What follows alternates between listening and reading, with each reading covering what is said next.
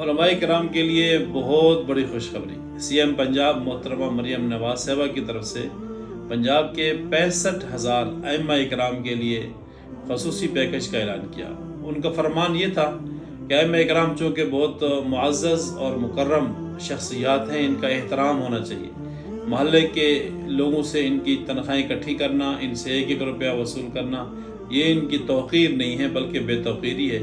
لہٰذا حکومت پنجاب ان کی مکمل کفالت کرے گی، اور پہلی فرصت میں جو ان کی طرف سے اعلان جاری ہوا وہ 10,000 روپے 10,000 روپے ایک امام کے لیے ماہانہ وظیفہ مقرر کیا گیا ہے، جس سے وہ اپنے گھر کے اخراجات اور باقی معاملات اس سے وہ مکمل کریں گے۔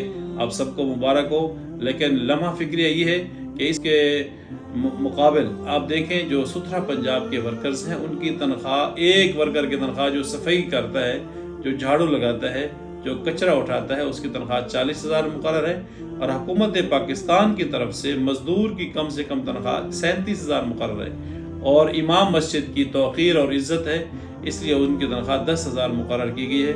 آپ حضرات رائے دیں کہ حکومت کا یہ فیصلہ کس طرف جا رہا ہے، ان کا مقصد کیا ہے۔ آپ حضرات کی خصوصی طور پر علماء کرام کی رائے درکار ہے۔ بہت شکریہ۔